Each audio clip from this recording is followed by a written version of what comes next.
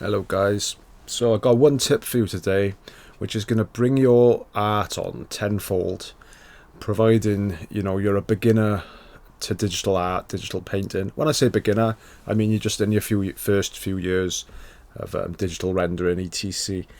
I'm seeing it more often now since I've started diving into the world of caricature, because caricatures are, in general, are more cartoony. So basically, to get straight to the point, what I'm trying to say is, if you're using big, thick, black outlines, then the softy airbrushed, painted, rendered look doesn't sit right with that style. I mean, there's ways around it if you're a pro, but this is what I'm saying. This is for beginners. So let me just do a quick example. So I don't even know what pen I got, but it's a hard outline brush. So say I was going to draw a little face, a cartoony face. Okay, give him a little chin there, big ears, whatever. So say I was going to do a little cartoony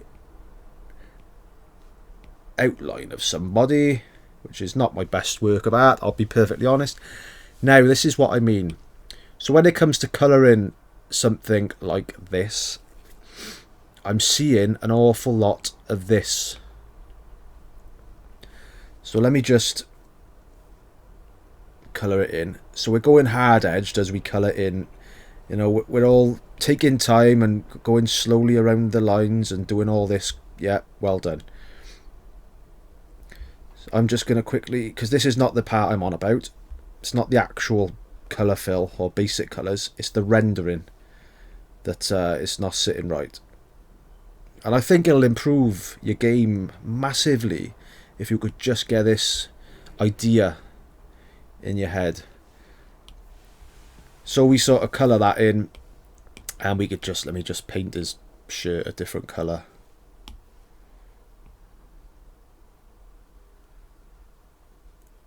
If I can.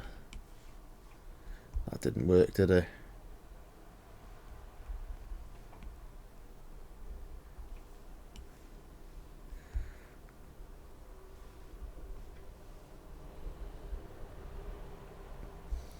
No? Okay. So, what I'm seeing a lot of is, however you do it, this is not a method or a way of doing things, but let me just do it how I would do it. Clipping mask. I'm seeing a lot of this shading going on. Have I got an airbrush handy? Have I got an airbrush handy? Bound to be one here. Now, as a beginner artist, you're kind of trying to do what you see, but sometimes just the smallest little misjudgment can have a huge effect on your paintings that you're creating. And I can't find an airbrush. What is going on? I've got hundreds somewhere. I thought there was one here somewhere. Nope. There, nope, there. No. God. Airbrush. So I'm seeing a lot of this going on. So say this is our actual colour. So I'm seeing, okay, fair enough, you want to add some pink into the cheeks or whatever, for example. So I'm seeing a lot of this lovely transition and lovely softy blending in of colour in certain areas. Like so, okay? You want to add some highlights, so you sort of, okay, let's add some highlights. We're all very softy again. You want to add some really big bold highlights. We're going to go super soft again. Okay, let's colour the lips in. And now let me just correct this, because this is one big E as well. This for lips is not okay. Why have I done that on there? Okay. Outline your lips, and then we're going to colour our lips in. So let's go back to our softy brush, and we'll colour our lips in. All softy, lovely, rendered. Look at the soft gradients. So beautiful. I feel like a pro. Now, this is how every beginner starts off. They kind of trying to push your colours and your rendering with what you see, but the thing is, it's going to harm your art. Eyes, I've even seen people, you know, you're not doing the fully white eyes, okay? So you go in and you colour your eyes in all rendered and lovely, just because Sam does art, does it. Yeah, we could put some little highlights in there as well now. Softy. Let's put a bit of shading on his shirt as well. Softy. What I'm saying is, in general, this might be a bad example, but this softy shaded approach, it doesn't sit right with the big bold black line work that you've chose. Right, now it might work if you wasn't using line work at all, or if you was using definitely works with a pencil type of outline, but it don't sit right with the cartoony big thick marker pen lines. It doesn't. And what you need to learn to do, if you are happy doing your drawings like this, is you need to start colouring with what we call, in fact I could just use this one, we can use what we call cell shading, and be bold with your shading. And it's a better way. You can still transition some colour in with an airbrush, watch. So if I make this a clipping mask, so we can still bring in some red for the cheeks and some colour variation if we want to, but we need to incorporate hard edges too. Otherwise it's all just washed out. It looks a bit silly. It doesn't sit right with the big hard outlines we got. So we can bring some little transition of colours in. Yeah, we can mix it up a bit, put a bit of this and a bit of that there, whatever the environment is doing. Okay, we can do that. But then when it comes to actually colouring, we need to be bold. So it's time to put the airbrush away and get serious and stick with your lines and keep it all bold.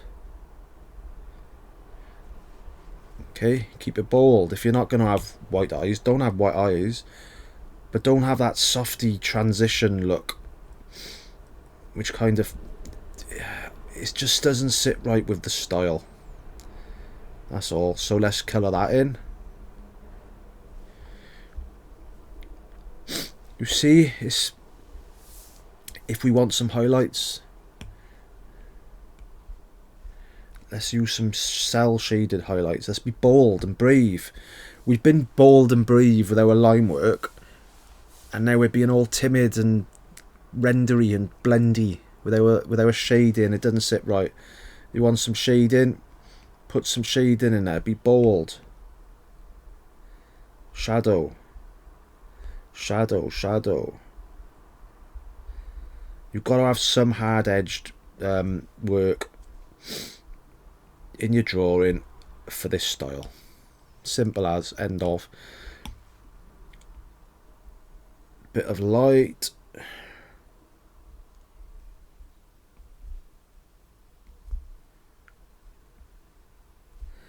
Now you'll start to see that this sits better with this particular style. Okay, now you can even pop in right at the end. I like to pop in with my highlights to make things pop a little bit more. But if you're going to draw a cartoon, draw a cartoon.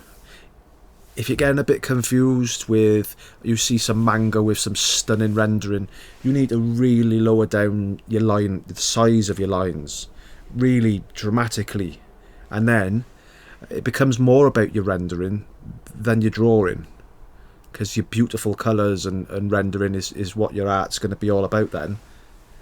But if you want to have fun, like caricatures in particular, where it's the marker pen that does all the humour, then you need to use really, really small line art, like the anime and the manga. Yeah? Then you can incorporate your rendering, your soft rendering. But just to recap, so there's your softy, which I'm seeing a lot of, and I don't think it sits good. It's probably quite a bad example. But it's usually a bit more than that even.